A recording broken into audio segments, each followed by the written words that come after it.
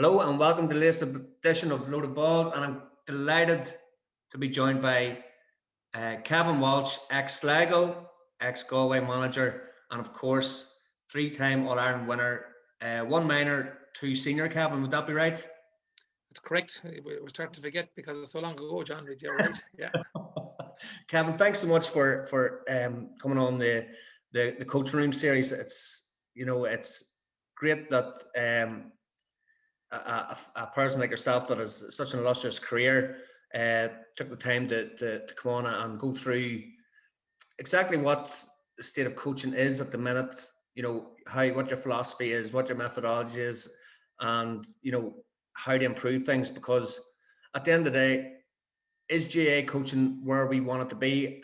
This series, I think, is showing that there's still food for a lot of information out there that people still don't understand.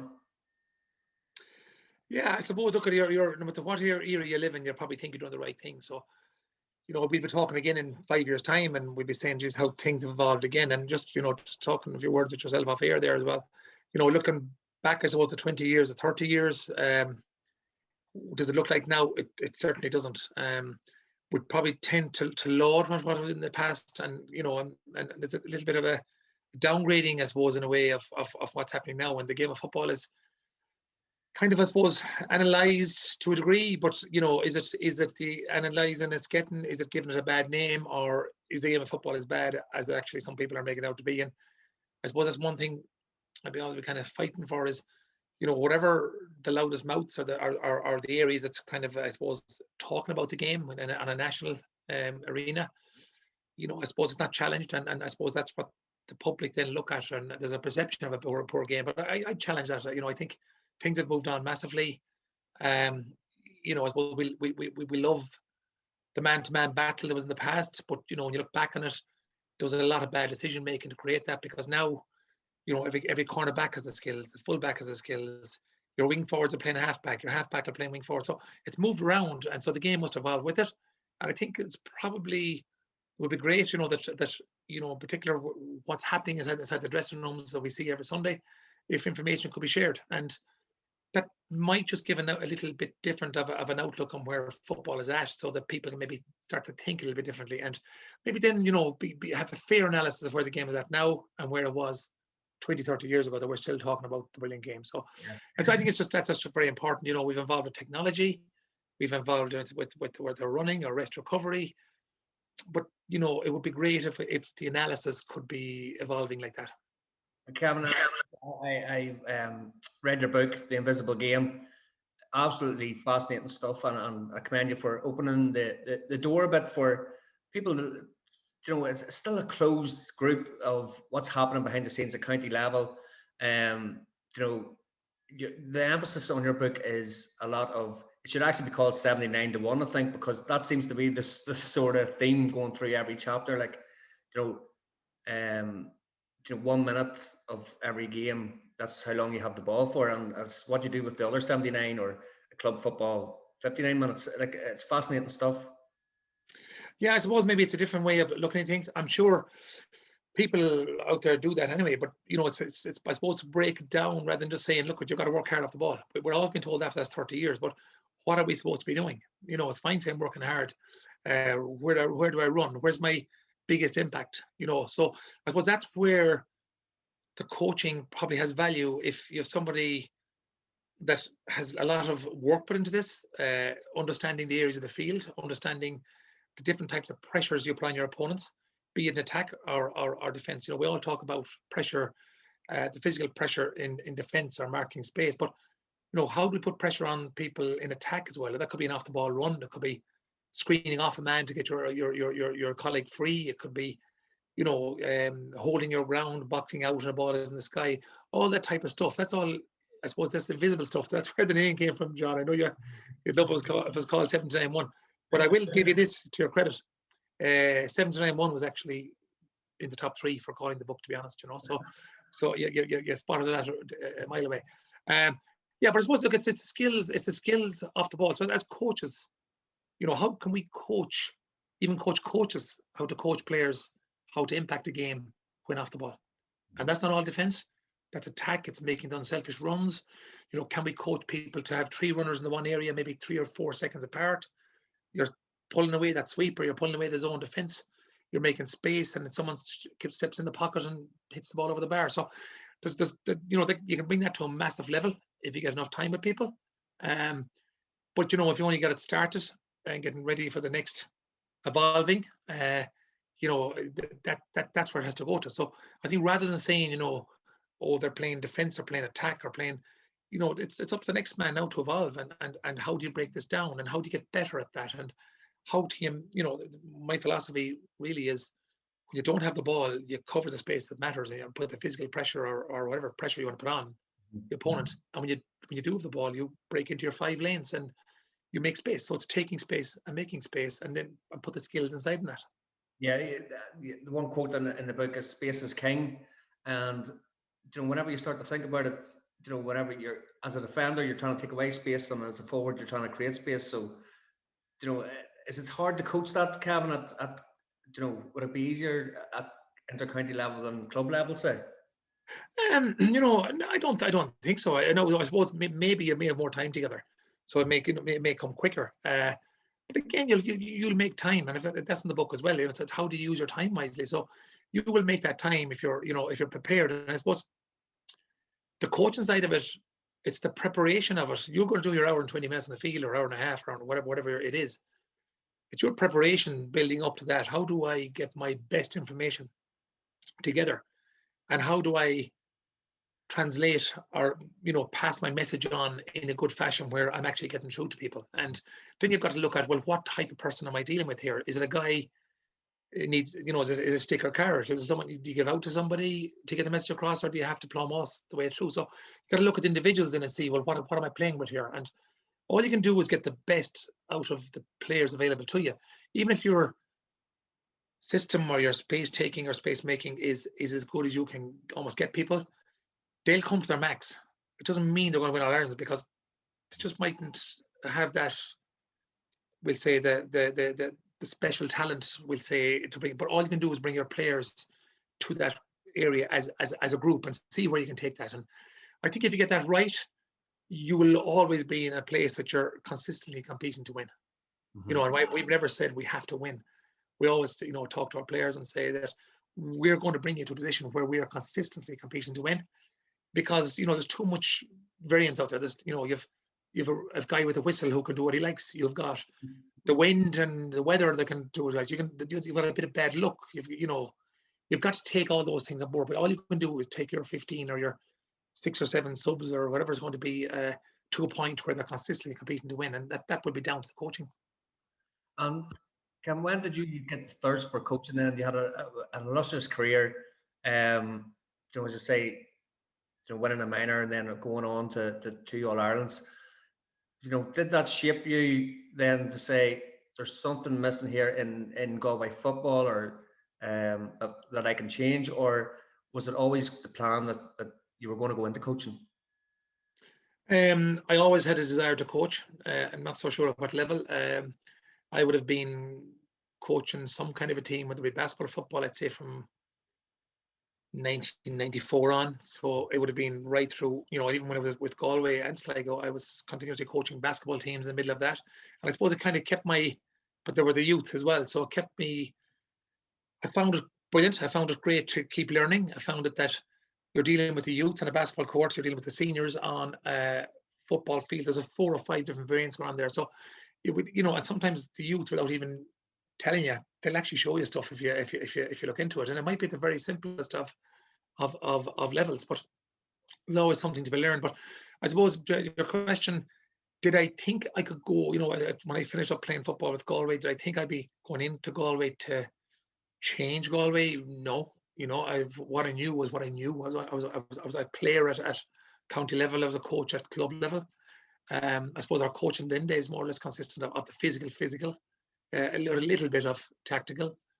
But I suppose when you know, I got the opportunity to go to Sligo, you know, I suppose I was finding my way, and you know, at that time the technology was starting to come in, and we started to video games, and we started to analyze games, and I would have spent a lot of hours and you know, trying to find ways and was taking different sports then onto the field and looking at ways of improving, to see making and taking a space. And then you look at the body positions, your power, lowest power, your leg back at 45 degrees to make sure that you're not pushed over. Because, we spend hours and hours in a gym, and we look well and with the Popeye muscles and all that kind of stuff. And, sometimes you see those guys sprawl on the ground, and there's a reason for that. It's, they just haven't been, the balance is poor. When they come to tackle, their chin is in front of their knees. The balance is gone. They're out on top of their toes. And we talk about giving targets to teams then of maybe 30 tackles in a game to show that they're working hard.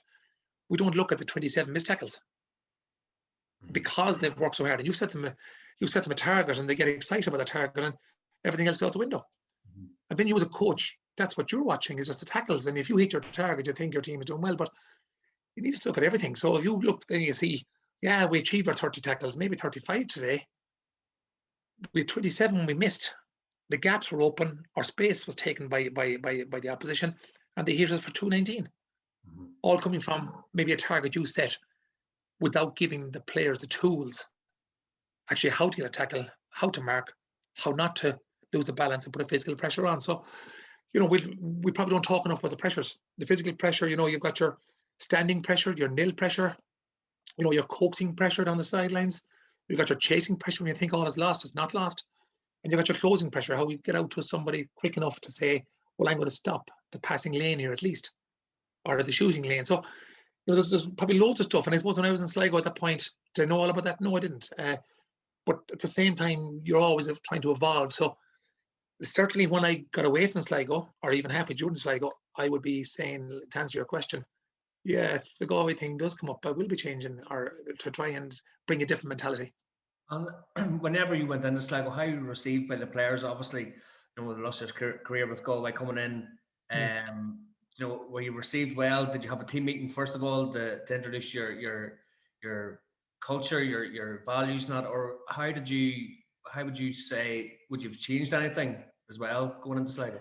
I suppose going to Sligo, it has its pluses. Being outside your own county. I suppose it has its minuses then as well, because it takes a while to find out, what players are what type of people in your background team. So it has that as well. So I suppose I felt I was received very well. I didn't know, because it was the first time I'd done a job outside my county, but I wouldn't have felt that I wasn't received well. I felt I was received well. And I suppose, to answer your question about team meetings and stuff, yeah, of course we'd have met, but I suppose it took time to find out what type of player you had. It took time to even, I suppose, build your own philosophy because of what type of player you had. And again, if I was being honest, would I even have thought at that time I had a philosophy? If I was to be honest, I'd probably say I even hadn't. Even though I had in my head, I had certain things, but I suppose you're finding your way along, and that's part of being a first-time manager. So, but all I can say on the Sligo part of things, it was I got a massive buy-in right the way through. And looking back on it, and one of the reasons, I suppose, even when I had a look at the book when I finished, there's been a lot of really good small wins in Sligo. We got to 2 Connacht finals, and the real hard way, and didn't get over the line. That's one of the biggest regrets, obviously. And beaten by a point and 2 points in both games, and could have won both games. And that. But then again, we had our Division 4, Division 3 wins, and we had beaten Galway in the replay, beat them the first time ever on Galway soil. We beat Mayo and Galway the same year. We'd won the All Ireland junior, and with loads of small wins that Sligo didn't have before. They're little historic little things. So I'd be big into that, because when you can turn to a group of players, and even after having a bad day, which all teams do, you can say, well, hold on a second, lads. You've done this. No other Sligo team before has done this. So you're actually creating your own legacy and history as you go here. So I think these small wins are very, very important to have for players, for them to understand, and believe that they've done well. So, the buy-in is stronger, and they actually want to keep going. So it's really important that feedback is given to players as well. A clap in the back, we're all quite good at the kick in the arse now and again. I think the clap in the back is quite important as well. So, and it can't be about, because at the end of the day, every team at some point will have lost a game, bar the All Ireland champions. So you're going to have a sad day in the dressing room every day. But if you look back and take the block, and I don't even like taking 1 year block. I like taking 3 to 5 year blocks, because you can really judge yourself on win ratio. You can you can actually talk about that and say, yeah, well, this is paying off, or maybe this was a disaster. I should have changed. So when you can turn off to and I've done 2 5-year periods, and you can turn around and say, well, this is the win ratio, this is the importance of games, this is the level we played at, Division 4, Division 3, Division 2, or Division 1, that you can say, you know what, we came from here to over here. There's a little bit of, I suppose, satisfaction in that when you see you've improved things. But I don't like to judge something on half a season or one season, because you're setting yourself up for a fall. And you know, so I suppose, geez, I'm a long-winded way here to you at the minute, No. John, to be honest with you, but that's kind of, you know, you got to look at all those things. But you know, to answer your question, I felt I was received very well in Sligo, yeah. Did your how would you describe your leadership style, Kevin? And did it change then? You know, since you walked in from Sligo, did you think I'm this sort of manager, and did it evolve then whenever you sort of stepped away from Sligo then? Yeah, I think, you know, as time went on, and you know, by getting in people around you that have been, you know, through the sports psychology and whatever level, you know, but may not be the greatest football brain in the world. I might not even be interested in the football side of it. But you surround yourself with people like that who will challenge you. And I think that was one of the lucky parts from me. Mick Tolan there from Donegal, I brought him in. He'd been with the Galway team as a rookie in 2001 as a young fella. It just turned out that he'd been out in Australia, spent 3 seasons out with 3 Aussie rules teams. He had come back, and in 2006, 2007, and he just happened to contact me, and you know, we met up, and I took him with me, and that was a blessing in disguise to have him in, because he challenged me. I didn't even know, you know, he challenged me in a way that I wasn't expected to be challenged. But I suppose he had that experience coming from another sport and from a professional organisation. So I was lucky in that perspective, and definitely that would have changed my mindset quite a bit, because sometimes you go into these jobs, you know what, actual football is only a game of football. I get them fit. I know more than the rest of them. There's nothing to be learned here. I play at a top level, and that's not the case, I think. No, and I've certainly found that out. I suppose that's where the Grow Coach was, you know, set up. That's where our name came from on a website now we're doing. I really feel that coaches should be grown, but I also feel that coaches should be open-minded, and I feel that they should be challenged, and sometimes uncomfortable, but the only way you're going to learn. But again, if you have a closed mind and you think you know everything, you know, you're finished.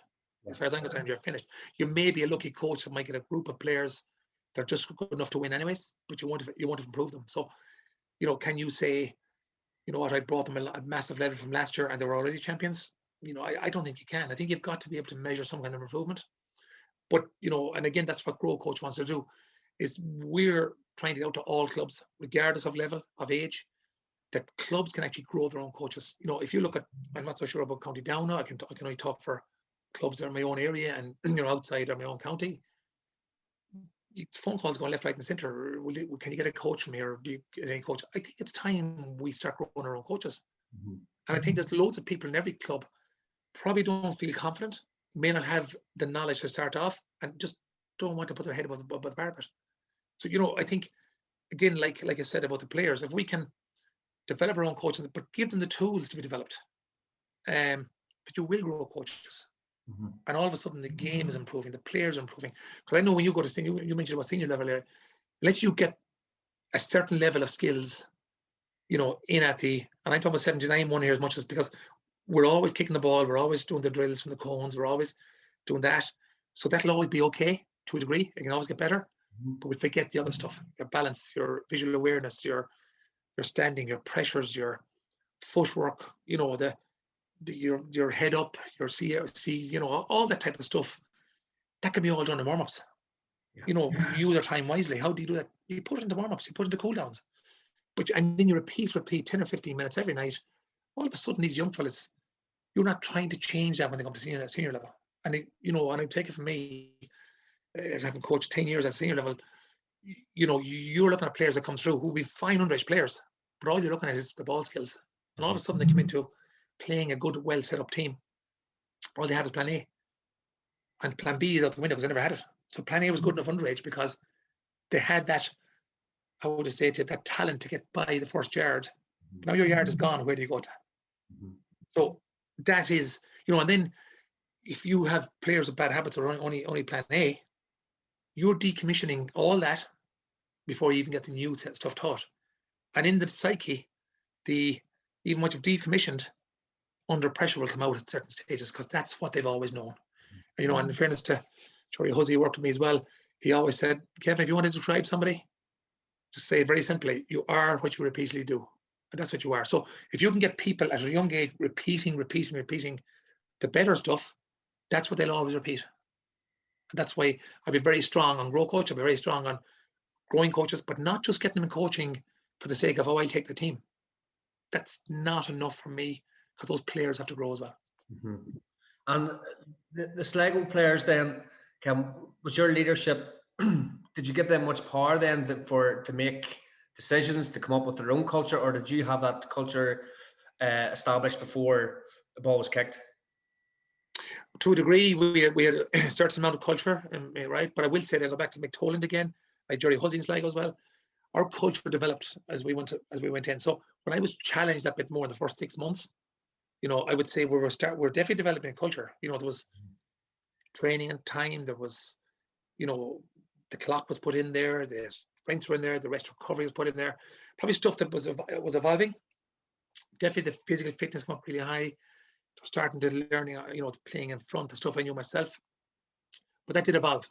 That definitely evolved every time. So by the time we got to the third or fourth year in Sligo, because we're always developing our culture, and with the help of the guys I've mentioned to you, Tommy Craddock, another great man up there, we would certainly have, our players on year 3 where they were empowered. Like maybe year 2, we even had, leadership groups. We'd have 5 or 6 leaders in a team and 4 or 5 or 6 players under them, so that there's a conduit open between players and management. It wasn't all about, going this way, or rules going this way. It was about coming back. We wanted information back. We wanted people to talk to us. We wanted to talk to them. If, for instance, 6 in that group was just a shy person or didn't want to be talk up at a team meeting or whatever it was, they had a conduit. If there anything bother them, it could be welfare, it could be player welfare at home, it could be something small they might feel they didn't want to mention to us. But that conduit was there to empower the people to actually, come, because a better people gives us better players. So really important for us. And, heading into year 3 and 4 then, the players did really take ownership, massive ownership. That group scenario came in where everybody inside a group put pressure on themselves to be part of a culture. They would put pressure on themselves to agree something and carry it out, so that the minute everybody went on the pitch with a Sligo jersey, and it took me a lot of years to figure out one question. If I was to describe somebody I wanted on my team, it just took me a lot of years to say, because we had so much stuff. I would say the one question: does he have my back? Mm-hmm. It's a simple question we hear about it, but if you break that down, he has it off the field, he's it on the field. In times of trouble, he's the first man that'll jump to you, because he knows you've put everything you have into this. If there's a few players that, skiving, or, you want to call it that, they'll know when they're at the field, they don't really have their back, and they know they can go on without them. So that culture was driven by the players before we left, which was actually brilliant to see. In the book, Kevin, there's an interesting, you're talking about going back to Sligo for one more year. And I'm surprised that, you had a meeting with the players, first of all, to say, if you give us do you want us back? Are you prepared to put the shoulder to the wheel? To give that part of the players there already. And then for Eamon O'Hara to walk away, obviously you played against them. Did that hurt you as a person, that Eamon felt, he couldn't commit fully for that year? No, it didn't hurt me whatsoever. I mean, it was very clear, because we were in the same situation ourselves, and whether it was right or wrong, I was, doing a 2 hour, 2.5 hour journey around the block every day.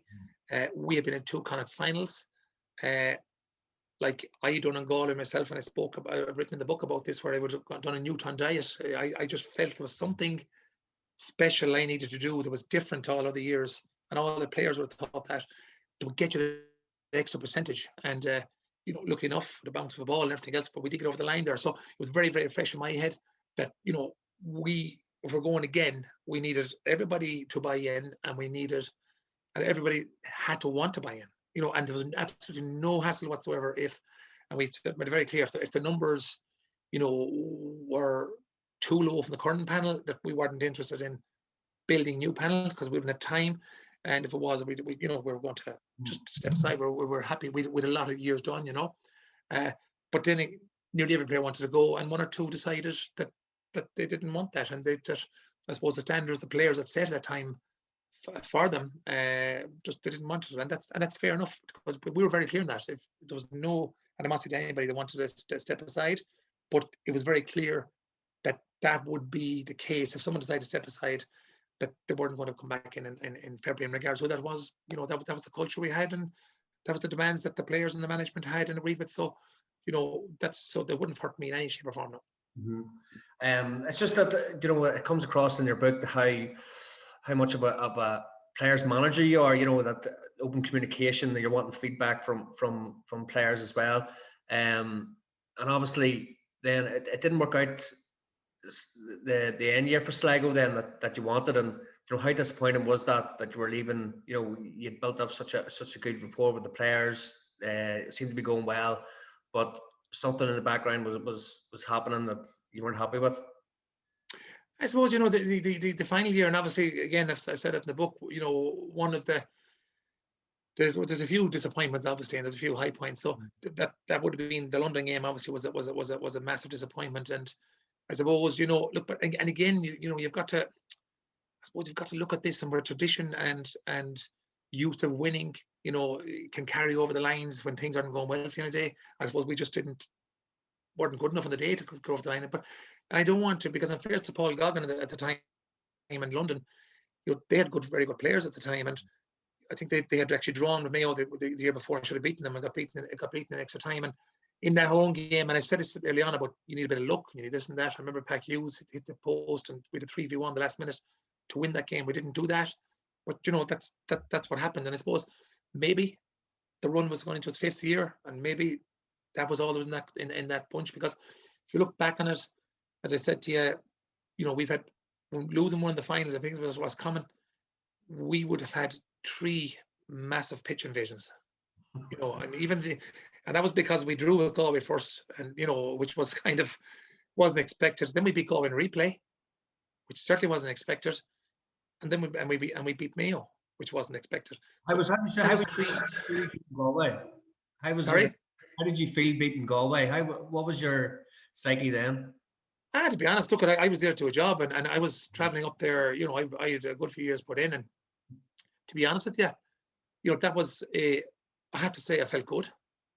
I shouldn't be saying it, but I felt good only on the basis that, you know, you were a Sligo team and starting Division 4, playing a Galway team in Division 1, and you know, Sligo never have beaten Galway in replay after 8 attempts, and to beat them, you know, and then beat them in Galway the first time in history. So those are the little wins.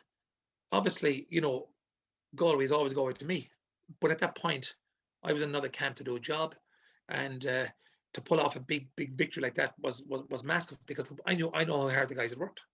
That's what we worked for, and if we came across Pats, you know, that's all we could do at the time. And but you know, look at, I enjoy the big wins, in particular when you're underdogs. You know, I suppose when you're expected to win, you lose. They're the hard days. So that would have to be one of the good days, because of expectation levels are low. Cal, I just want to commend you on the book as well for the way it marries the two, your personal life and growing up, and also then the coaching and the insights into the coaching. It's very well read, and you know, it's brilliant to see, you know, the struggles you had as a player, even, you know, with the injuries. You know, you say in the book about not being managed as a young person as well, that you were, you know, pillar to post, you were playing different games, trainings and all that there as well. You know, what advice would you give to young fellas or ladies now, playing multiple sports, you know, and would you recommend still, would you have done what you've done? I would, yeah. But I'd have been wrong. So no, I wouldn't turn it back. Look, I suppose time has moved on again, like the evolving. You know, would I recommend youngsters play? Absolutely, I would say youngsters should play all sports. You know, I suppose what has come into it now is we're probably a lot smarter with rest recovery, the science behind it. Everybody, every second person has a science degree, almost sports science degree as well. Even in the coaching, when I was coaching, geez, I was saying to myself, I better be right here. These boys have 4 years of study on this. So, but like, I suppose, no, I think it's awful important people actually play as many sports as they can. I do think that we just need to protect ourselves with a little bit of smartness. I mean, look it's different times. I, reared on a very small farm where there was a lot of hard work. And I suppose we were being built up since we're 4 years of age, because that's the way it was. And that's not there now. So physically would have been strong enough. And I suppose even up against our older markers and opponents, we'd actually have held our own. But we probably didn't realize, I suppose, was that the muscles and the bones hadn't probably grown into each other enough. And that wouldn't be happening what I done at the time. And I don't think it should happen. But we're smarter. But I do think people should play as many sports as they can and learn from it. But just get your rest, recovery, and bounce in and out, because the amount of learning you do in all those sports is massive. And also give yourself a chance to see, well, what do I like? What am I good at? What do I enjoy? And as you get older, start to step to one side. Because it's funny that when I was reading that you didn't enjoy the basketball training as much because they were teaching you new skills that you like, it didn't come natural, like the footwork and that there as well. And maybe the Gaelic was a bit easier, so you sort of were tending to sway that way. Yeah, but I suppose, again, compared to now, I mean, in my house and in most houses here now, you'll have a basketball when you're 5 or 6 years of age. They're bouncing on the drive, or I didn't see a basketball until I was 11 or 12. I didn't even see one. So I suppose I was going straight from national school into a school that had a new coach in and didn't have much tradition. A good group of players that happened to come in as a good group of athletes. And I suppose a basketball coach happened to be in her second year there as a teacher as well. And it just, that was the blend. But as I said, it was Mary Nihil. I suppose she challenged me in a way that I was getting away for years on the football field. I was so big, so tall, had a certain amount of talent, could walk through a lot of people underage, and was enjoying that. And all of a sudden, the reins were put on me. And I wasn't allowed to bring the ball the full into the court and just go for a layup. I was actually, you're told to stop it up, slow it down. And I suppose at the time, I wasn't actually enjoying it. I didn't, we were hell for leather type of stuff.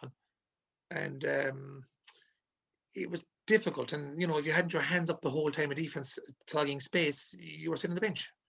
That was hard as well to take, because you felt you were almost better than everybody else and you were sitting on the bench. So it taught me an awful lot at a very young age. But I did find, and I don't want to say that, found that first 6 months very, very difficult as to why I should be doing it. And again, maybe as a coach, the one thing you'd probably look at now, that probably would be said to me a bit differently as to why it was done, or else maybe I wasn't listening. Maybe I was just too much of an ego up there that didn't let me listen. But I certainly didn't understand why I should do it at the time. So yeah, but I learned a lot from that, because and again, it's show, don't tell. Don't be, when I told him last Thursday night there to not kick the ball out, or I told him last Thursday night to kick the ball with the left foot, you've got to do that and repeat. And the coach is responsible for showing, not telling. Mm-hmm.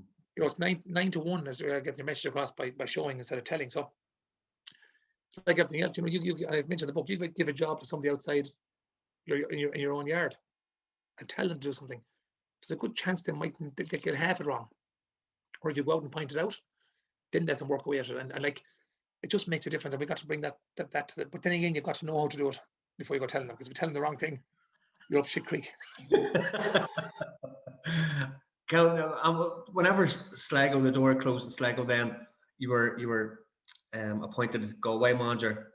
What was your emotions whenever that happened? And as a family as well, what was it like whenever you were appointed? I suppose because of the record I had in Sligo, I would have felt there was a good record there. And in particular in the Connacht side of things, where we'd beaten all the bigger teams, I would have felt I probably would get my go at that time. So it wasn't a case of, if I got it back in 2008, to be, I suppose, massive excitement, and I suppose to be saying, "Jeepers, this is great." Without being cocky at the time, I suppose if I felt I would get a go at it, it was kind of like another job at that time. And I wouldn't say it was massive delight the first time I got it, because I kind of wasn't expecting that year to become available. maybe another year out would have been in my own head. Mhm. So I wasn't rushing for it, but I came on board. And I suppose, you know, when I was in Sligo before, there was 1 or 2 times muted for the Galway job and stuff, but that didn't happen because I was committed to those guys and they were committed to me.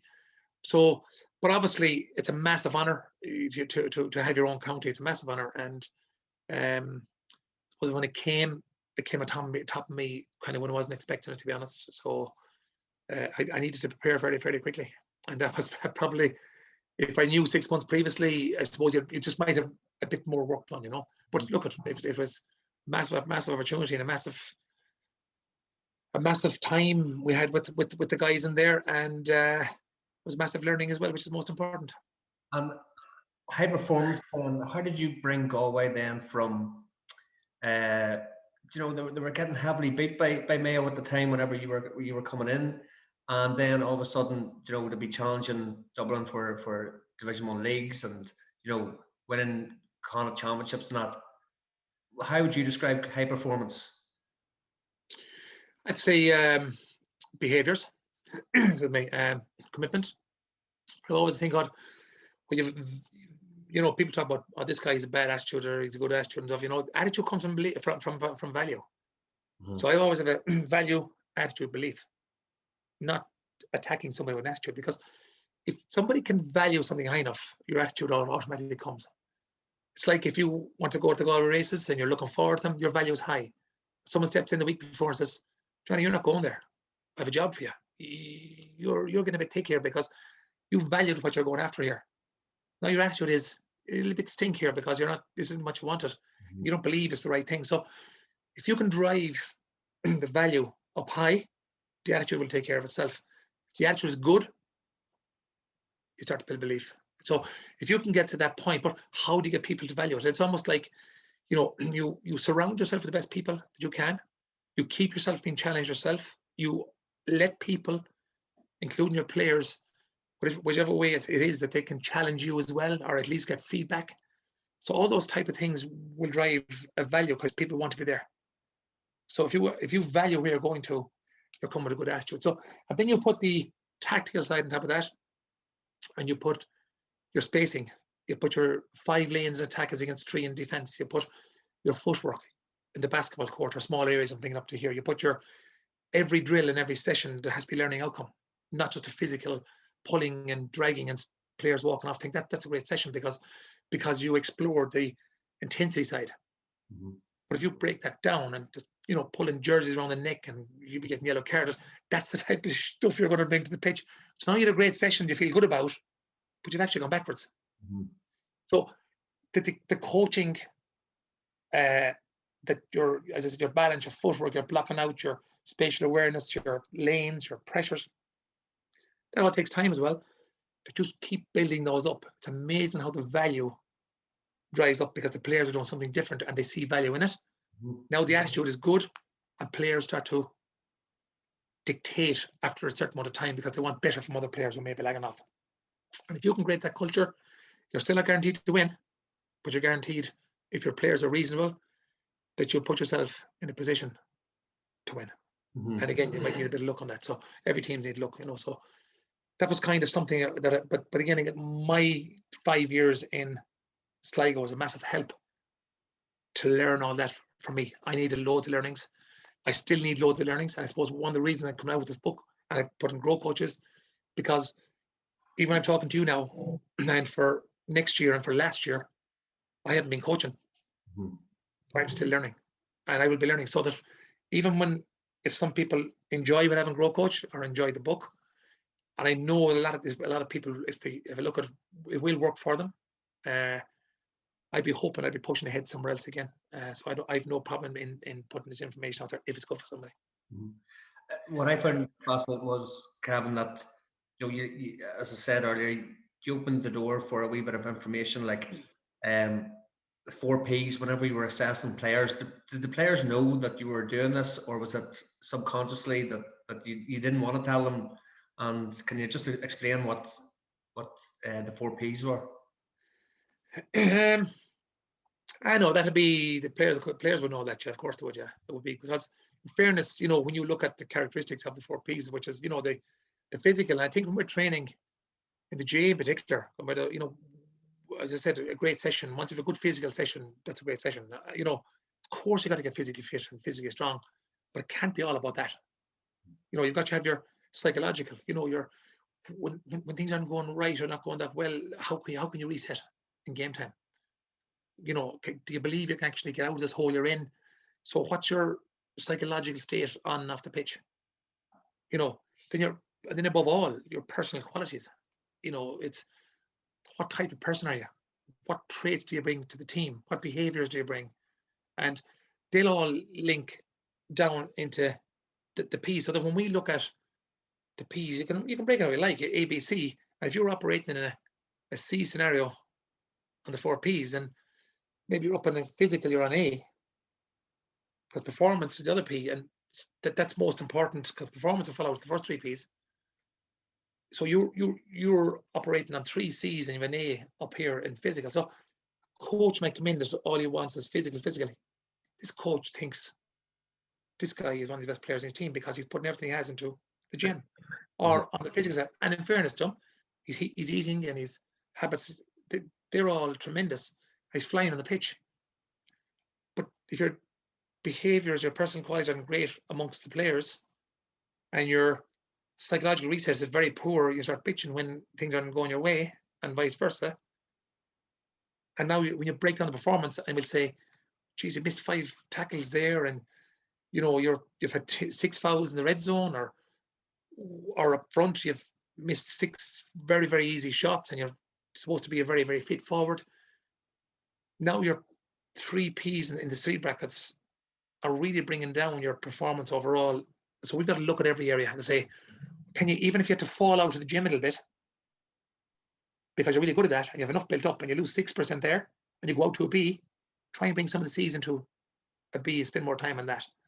So it's just a way that I suppose we developed, but the players were very conscious of that because we'd always give feedback in those areas. So then the players had KPIs to work on. We'd always have maybe 3 KPIs to work on, the key performance indicators, to try and improve them as a player. We continuous feedback on those, and they fall somewhere in those areas. Mm-hmm. It's just I was imagining you for the first 6 months in the Galway job doing having your spies everywhere and and marking these boys down and then come back with the results, because I think it's tremendous that that's the sort of detail that's going in at county level, to get, as you said, if you're a gym buddy and you're just in the gym and you're pumping iron but you're not translating that to the pitch, then there is something fundamentally wrong there. And you as a coach then can identify that. And how would you identify that, Kevin? Would it be through talks with the player, or would you do individual coaching with the players? I suppose you're going to when you analyze games and you get a chance now because of the technology, when you look at videos and stuff, you're going to see a lot of, because we spoke of performance. I suppose we can't just look at the physical. We look and see, well, was this guy able to play in front of Mark space? Was he able to stop the kicker putting the ball in? Was he, was his handling very poor? Was his distribution very poor? Was his shooting on the opposite side very poor? Was his passing into the forwards very poor? Well, he may have worked very hard, because some of us are looking at the GPS and we see it's 10 kilometers here covered. Geez, this guy worked really, really hard. But what's his impact on the team? Mm-hmm. And you look back then and say, Jesus, he gave away 6 balls here and he could have marked his man from in front here and didn't. He was, concentration levels were low. And again, you talk about the physical side. What was his footwork like? And this may not be, this could be, if his knees are bent and his balance is wrong, this guy's pumping up iron in the gym, no problem whatsoever. Are you better off with a 14-stone strong guy who stands up straight and gets bowled over because it's just poor balance? Or are you better off with an 11-stone guy who's wiry, legs in the right place, power is there because he's bent his knees properly, all the type of stuff? Which are you better off with? So you've got to start looking at that as well, I think it's as well that the way you categorize the players, was it the categorizing the players is like you said in the book again. I'm sorry that the people won't have to read it if they watch this, Kevin, but it just fascinates me, the warriors, wavers, chess players, gunslingers, and seagulls. you know, was that a psychological, or is it more performance? How did you, what's the definition there? I suppose, look, I suppose, John, look, you can make up whatever names you want to make up yourself for different type of people. But I suppose it's just, you know, it's just we all fall in those categories. You know, we're like, I suppose if you break it down in simple terms, we're in a group. Either, you know, where we're highly, we may be highly skilled, we may be, you know, top class, we that's kind of a gunslinger time. We may feel that when the pressure comes on that, you know what, you need to grab hold of this yourself, which is a good thing. Mainly, you know, mainly a gunslinger is a type of an entrepreneur because he backs himself, his ideas, good ideas, some far-fetched ideas. And sometimes you'll find when a game is a melting pot that maybe those type of guys who you actually need in your team, maybe they start taking on the whole mantle themselves to go away from the process that you've had, maybe down 2 or 3 points, but the game is still there for winning, and they start trying to shoot from all angles, and they start. Sometimes that can happen. So how do you maybe pull back that a little bit to get them into a team, more of a team player when the pressure comes on? And then you've got other players, I suppose, who on the opposite side of it, where they're more organized. You know, they paint the boots. They're training for an hour beforehand. They do everything perfectly, but they worry a bit then. And so sometimes when the melting pot is there, that 20-yard kick pass that we're giving now looks like a 60-yard pass, and might decide not to give it in case they make a mistake. So as a coach, how do you bring that player forward to give him confidence?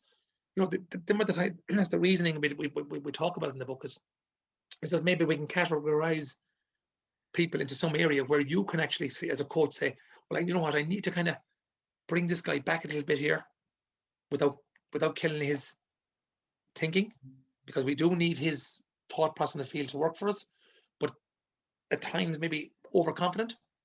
And how do you get the other guy bring up his confidence and try and bring them to the higher level of chess player, the lower player, the gunslinger?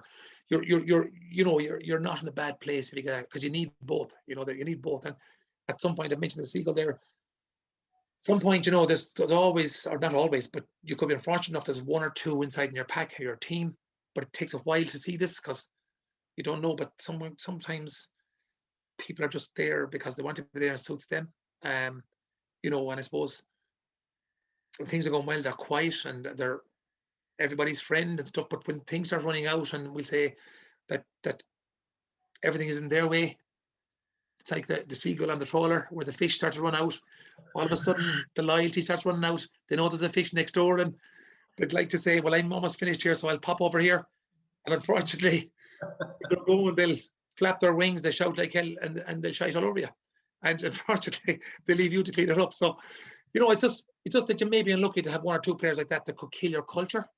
Mm-hmm. And I know you might say, well, look, that's county. So it's not necessarily. If you're in club level and you're fighting for honours, or you're trying to get to a level where your culture has got to be very strong, you've got to at some point identify those players if they're there, and say, well, you know what, these guys are trying to erode everything I'm trying to do here, and eroding and maybe talking behind your back, whatever it is. You've got to sometimes just keep an eye open. They're not too many, to be honest with you, but it's only giving you a feel for what can be there. And I suppose at that point it's just hard to change that mentality, and you have to make a decision.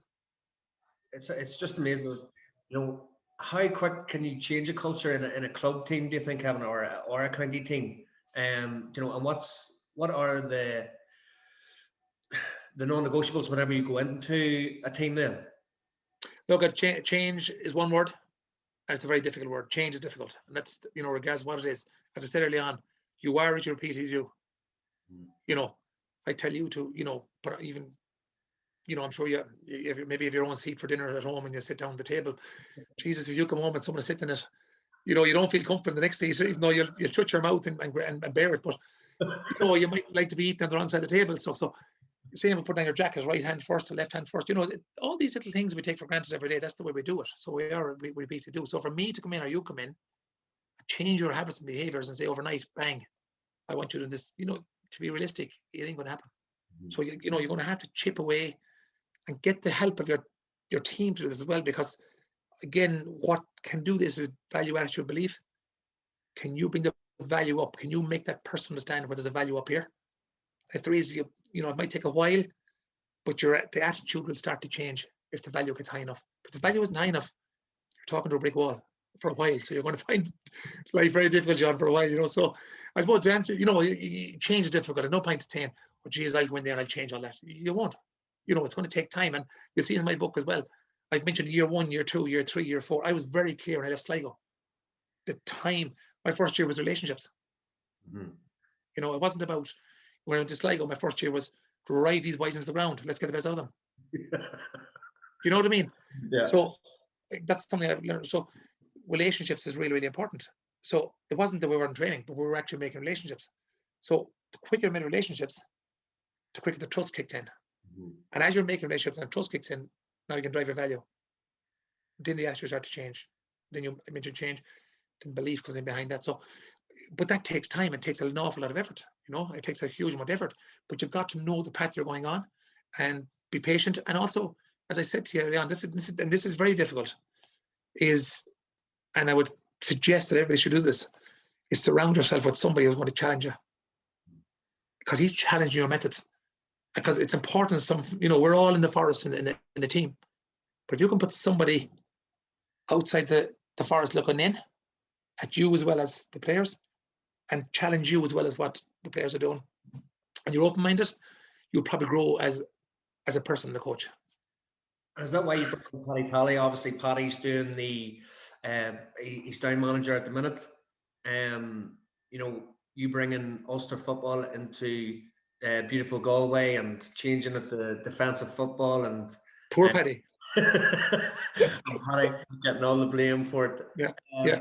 But it's very interesting, Kevin, whenever it started, that it was being lauded as great that Galway have found a system that's seems to be working for them. And then as time went on, the pundits and maybe some of your own fans then, supporters, sort of wavered and were saying this isn't the way Galway's meant to be playing football. Yeah, I suppose, look at it again, something, John, I would have to take that as a compliment. I did when I was there, because in fairness, we went in there where there was talks of, Galway lying down and all that type of stuff, and the fancy dance and stuff. And I'm serious about this. I took that as a serious compliment, because when you break it down, I think it was, geez, we got accused of dark arts and everything, which was great. I mean, there was a guy from Kildare there. I don't know his name is again. I don't even know his name, but he talks a lot. He writes some of these articles and stuff. But he obviously had something there since '98 when things weren't working well, so he decided to brand us as the dark arts and stuff. So, I took that as a compliment, because we're now not taking any prisoners at this stage. Guys to stand up for themselves. And the question I gave you a minute ago, does he have my back? All these Galway guys have their own backs. And, when you look at what it was, and the whole of Division 1, we let in 1 goal. And that was 7 minutes into injury time against Monaghan, who were up against 8 points. So that was a lack of concentration.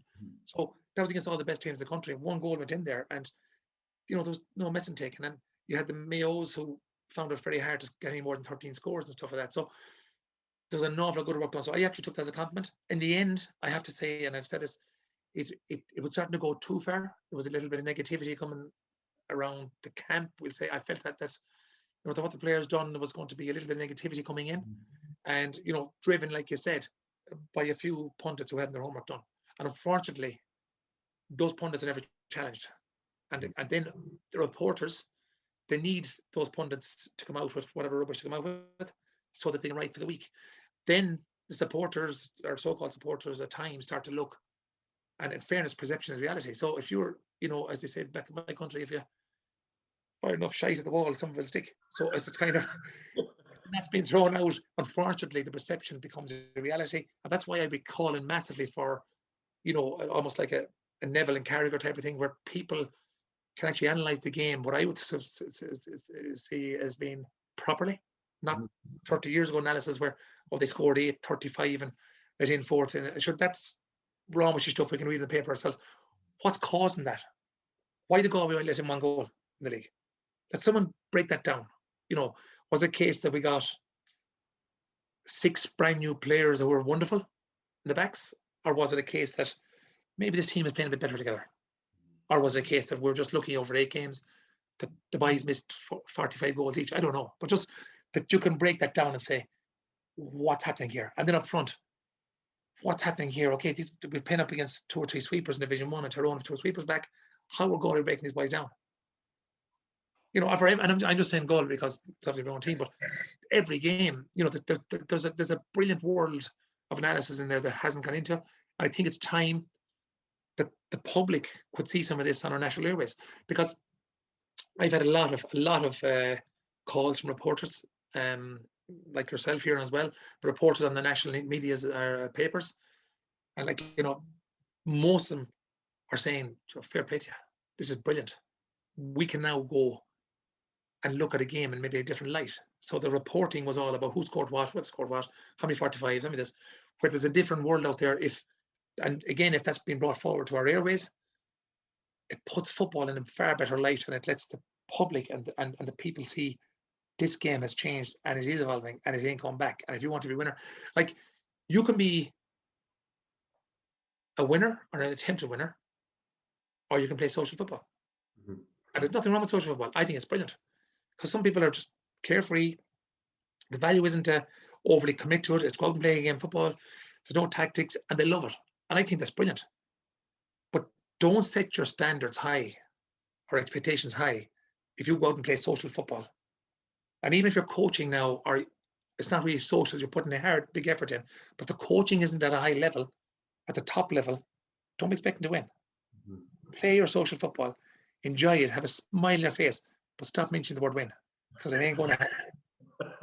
And do you think that was one of the reasons why you started Grow Coach as well, Kevin, that educate not only coaches, but coaches then go and tell their family about it, their friends about it? You know, this is what's happening in GAA games now. This is what's, you know, how is the message going to get out there that the tactical game is like monumental? As you say, it's the invisible game. No one sees it.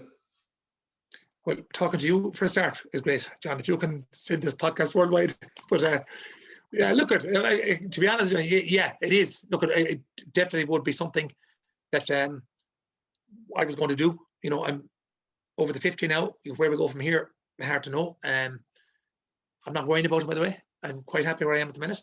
But there's a locker full of stuff I feel it's there that will help some people. Some people can just discard it. That's fine. But you know, having information there that I think is of value to an evolving game, mm-hmm. that can put, and again, I've mentioned the challenge me environment. I'd love a challenge me environment above in the studio in RTEs, in BBCs, whatever.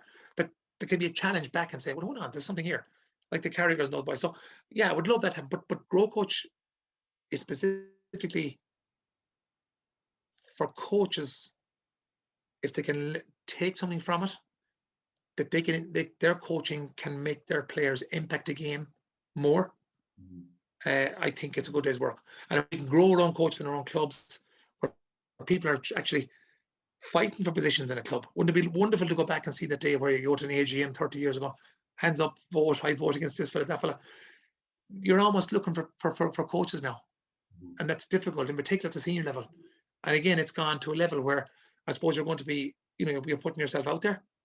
You're taking a risk on the basis that if you win, it's normally the players that win it. If you lose, the manager loses. So, you know, with that environment, you need to be fairly strong for that. But you also need to have your own reason as to why you would do it. And what do you value yourself? And why do you bring such a strong attitude? And what do you believe here? So, because if those three things are weak, you're in for a bit of a nightmare, John, I'm afraid. You're in for a nightmare. Cam, where did the narrative come that Paddy Tolly was in then as defensive coach? Here in Ulster, that's all we heard, that, you know, whenever you were winning, Paddy was doing a brilliant job, but when it lost, it was Kevin Walsh doesn't have a clue what he's doing on his he's being negative. What's the reason maybe the reason you heard it in the north, because it was the northern fella that was telling you. Yeah, look at I have a chapter there called Poor Paddy, and I really felt for Paddy at the time, because, you know, Paddy was with St. Mary's at the time, and he was, after having a brilliant time up there with them before that, he was still involved. So Paddy really only joined us in the end of January. So, and you know, the reason I have Poor Paddy in there, because Paddy was getting blamed for something he wasn't even there for. And I like, so again, this is my point. It was a narrative driven by someone at the top table who wasn't challenged. You know, and again, it's not good enough, you know. And unfortunately, that old crap kept going for months upon months upon months. And, you know, it does seep in. And even, and it goes further, it actually almost seeps into a referee or two, where they're saying, oh, geez, we don't like this at all. And, you know, I would question whether one or two things would have gone against. And again, I've said this in the book, I would have felt that a lot of this narrative was being driven heavily, whatever reason, and maybe it was Paddy that caused it, but it was coming a bit heavy and then they talk the Galway style and stuff. So, you know, I just felt in the end, with many more pros and cons I went through, that, you know, it probably wasn't the right environment maybe for the players to be in if that crap was still going on, you know. Mm-hmm. The big thing that I noticed with the Galway set was the amount of experts that you had working with you, and, you know, how important is that for you to get wee snippets from everybody and then to make your own conclusion? Massive. You know, I'm absolutely massive. And again, I've mentioned about the challenge me environment. Like, I think I was very lucky with the caliber of people I got with me. And, you know, there's a little bit of luck on that. There's a lot of luck on that. Sometimes, and when I went to Sligo, I was very lucky as well, because, you know, Paul Durkin, Desi Sly, and Paul Taylor, you know, they were three footballers. And I suppose, you know, I didn't actually know them personally, but I would have played against them for quite a while, and they'd been involved in coaching. So that's what we ended up with and went for. And I was very lucky. There were three absolute gentlemen as well, and had Sligo at heart.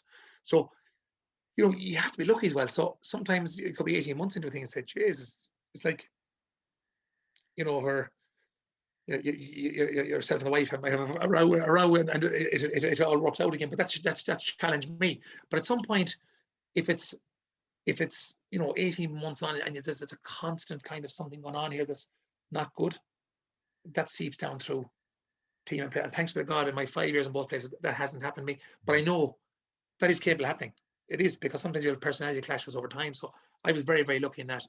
But definitely with the you know, the stuff I think I've learned, I wouldn't learn that in 10 years in college, to be honest, because I was living through it, and all my hours were living through it, and I was every day, you know, in the middle of everything, whether you're dealing with problems or dealing with people, or, you know, or taking advice or being challenged, you know. And that's at a big scale. When you're, in particular, you're in Division 1 football and Division 2 football and kind of championship, you're out there to be chopped at.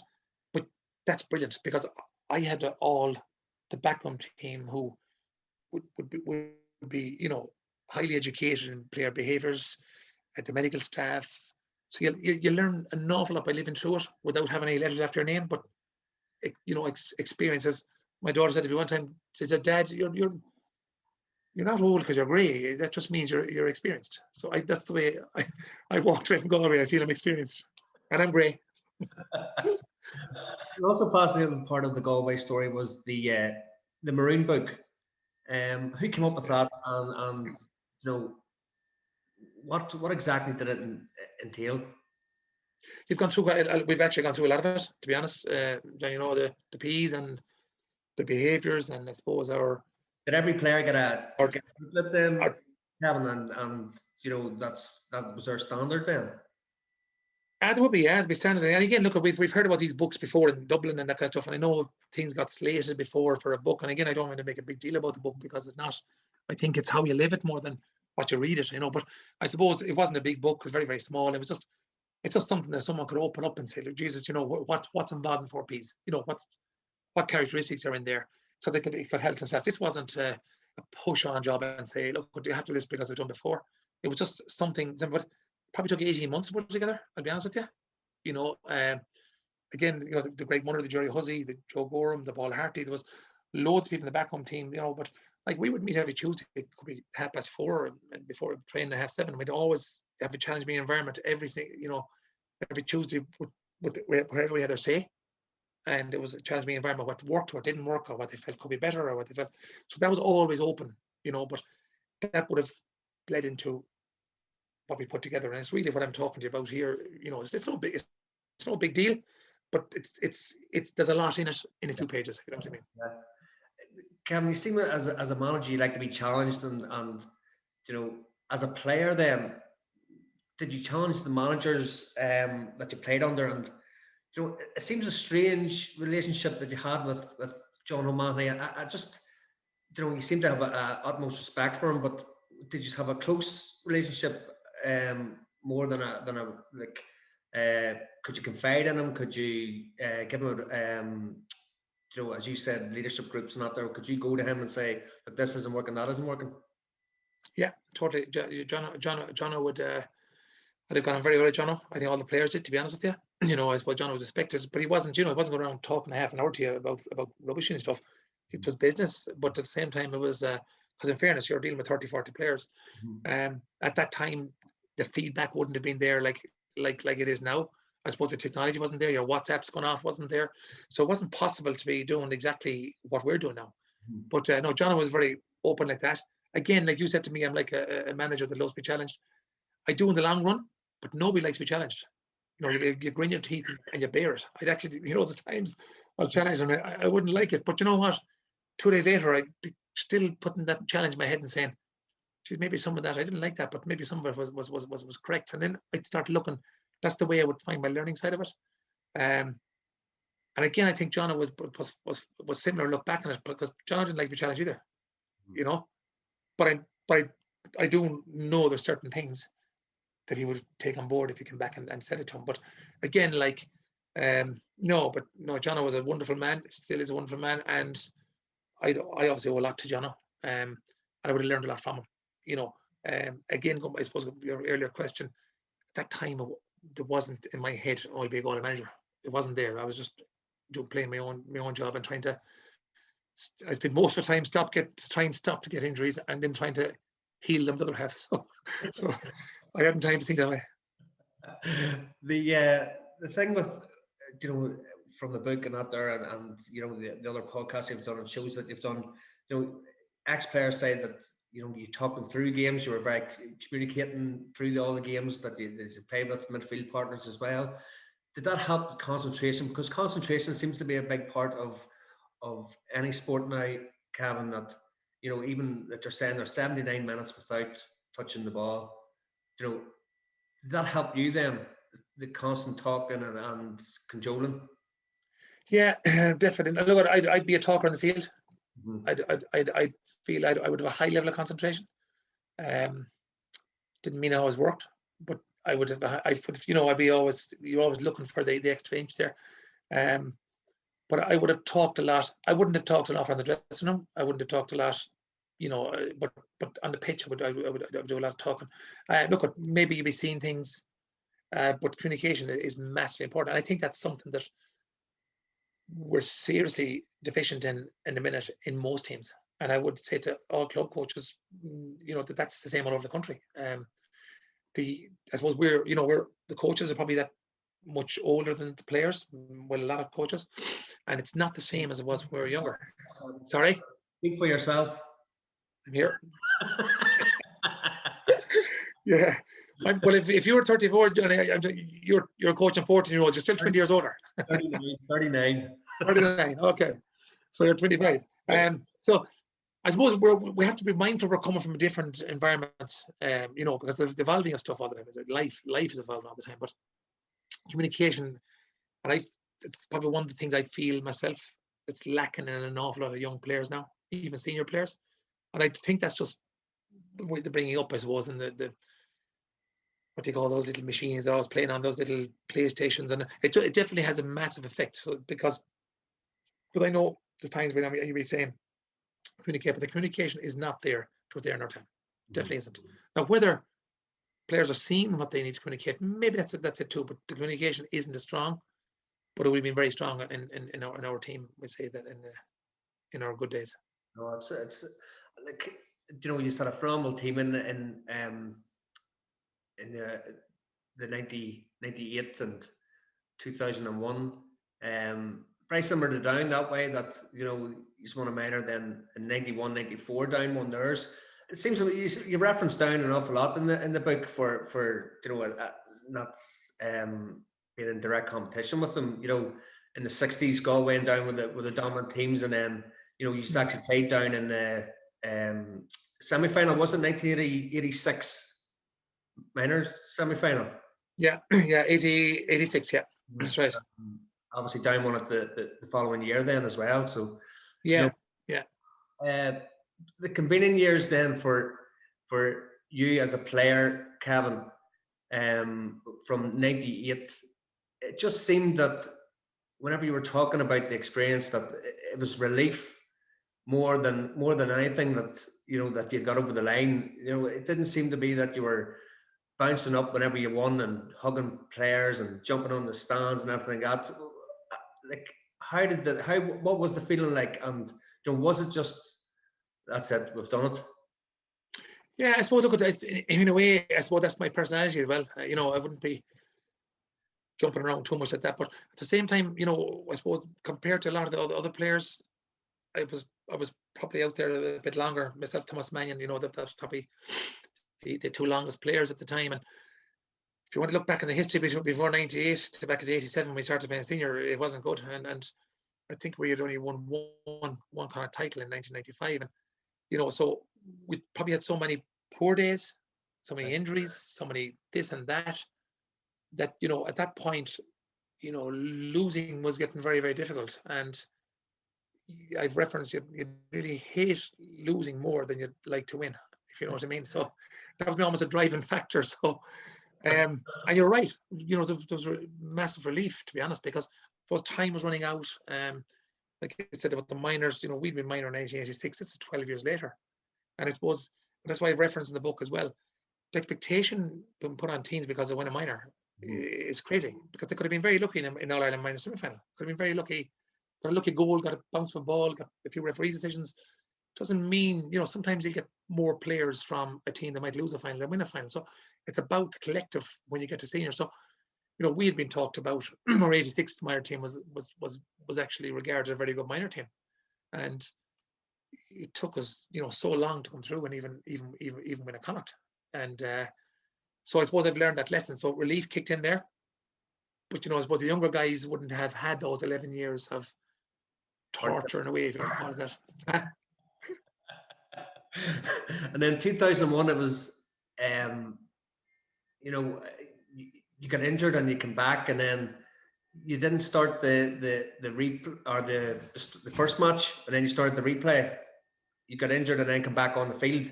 So you were doing a Peter Canavan then. You'd done Peter Canavan before it was the done thing. Yeah. I suppose we look at that. What happened there was, I suppose, just done damage to my kneecap, and didn't know the extent of it, I suppose. And you're just adrenaline is flying. You want to get back in, and I got an injection at half time just to see if it.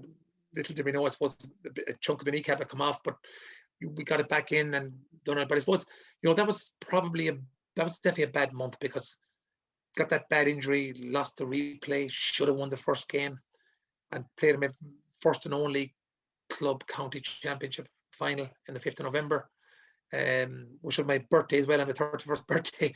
So, and we lost that. I could do a step and full forward and pretend to be a threat, and got my knee operated on after that was over. But there was 2 games lost there, and a bad injury. So I suppose come back in was the adrenaline, and I had been going well. So I suppose, and to be fair, looking back on it, I'd probably justify coming back in, except for the injury was going to be made worse, I suppose. So justified the half hour I came in for, but probably didn't justify what was to come, because either way, probably going to have an operation on anyway. But it's just the way it happened, I suppose. You'll do anything you can to win a final. It's amazing that you wouldn't change it, because you list the injuries in the book as well, and we should have our own chapter for the. You must have pulled every muscle and nearly broke every bone. Yeah, and look at it. That's and to be honest, that's very frustrating. I would have, I remember doing an article years ago, and I was highly frustrated because I had first had groin problems, and you could play one game, miss 3, play one, miss 3, and the 3 you're missing, you're going to matches watching the guys playing, and you weren't carrying a limp and you weren't carrying a cast, so everybody was doubting what you were at, and you heard all this stuff going around, and it was highly frustrating, to be honest with you. That was probably the worst of it. I remember doing an article, I think in the early 90s, and they just said, I wish I had a broken leg where a cast could be visible, so people would stop talking, And, but look, I suppose that's the cards I dealt with, and and it's funny how people think, from '98 until 2003, where I got 5 kind of good years, that you know, it was great, all the injuries went away. That they didn't. I had serious injuries in all those years as well. Just that, you know, probably rested and recovered better. I maybe got in for the most important matches where I healed up. So, you know, it was a fair bit of an injury time. But I have to be thankful for what I achieved. You look The back on to come back, to always come back. You know, the highs of training, you're flying at training, then the breakdown, injured, to come back again. How, I know you said that, like, you didn't use sports psychologists or anything again, but who did you talk to? How did you get your head around, you know, coming back all the time? To be honest, I suppose just love sport, you know. Just love playing sport, and it wasn't the psychologist getting us back. And I suppose maybe there was an element there where, you know, I mentioned earlier on with the 4Ps, maybe the psychological reset was quite strong. When you look back on it now, I didn't know what that was, but obviously that was there. I suppose, and I suppose, and you enjoy it. You enjoyed it because now, and to be fair, I would say, you know, in when John O'Mahony came in, definitely at that point, I suppose, you know, I probably my mind made up that I was out of there like county football, to be honest, you know. Was after getting married, just, you know,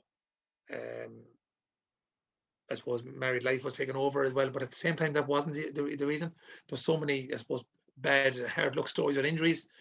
You know, why bother much more when you're 27, 28? So that was certainly. But then John obviously came in with his own manager style, and we had our chat on the phone, and we met up, and when the conversation was over, we said we give it a go, and thanks be God we did. No, you think it's definitely shaped you, you know, the injuries, you know, the understanding that John O had with you, that you wouldn't make the same mistakes with other players then whenever, you know, you are the manager? Oh, totally. I mean, like it's like his preparation was second to none at the time. So when you watch even the way he prepared, but again, you're going to, you know, that's the way it should be. That's the way it, as in, when you've got somebody like that, you're going to learn a massive amount of it. Has that evolved since his time? Absolutely, it's gone to another level. But still, you're back to, you know, when you look back on it, the 4Ps were there in John's time. He's like, he was mad for personal qualities. When you break down what that is now, he was mad for that. He was, you know, he was mad for preparation. So there's a lot of the qualities that are in there in what he was doing. You know, the performance was coming because of that. Would that performance be good enough now? Probably not, because the coaching has moved on, the tactics has moved on. But we've got to move with it. So that, you know, that probably wouldn't have been good enough, but it was good enough in its time. So what we're doing today won't be good enough in 5 years' time, because that's the way it evolves, you know. And where do you see Gaelic football going, Kevin? With, you know, is it going to be a case of teams manipulating the mark more? Is officiating going to change? Will there be any more rule changes, do you think? And you know, if you had a blank canvas for a 5-year plan, what would you do? I would completely change the officiating.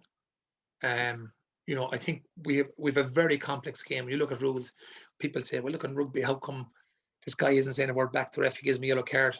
He knows he's done wrong because there's only a few rules, and you know, there's 15v15. There's nothing off the ball. It's right in front of the referee. So, you know, it's not that it's a gentleman game played by, or a thugs game played by gentlemen, or whatever it is. Like but you look at Gaelic, 15 players all around a massive pitch behind your back in front of you, and you tell one guy to watch that. And then we have these geniuses with a rules committee, or, oh, let's put in the mark here, let's put this in. We're not even refereeing the rules we have. So where, you know, what do we do?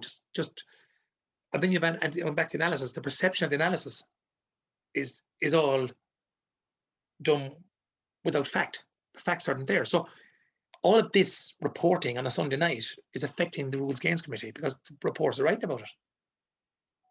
When I played basketball going back years ago, you had 2 referees in a small court. You now have 3. 3 with 3 whistles. You haven't got one guy and saying, "No, Sonny, you stay quiet there, I'll blow the whistle, you tell me." They referee by what they see. We in the GAA have 2 inter-county referees standing on a line, holding a flag and waving left and right.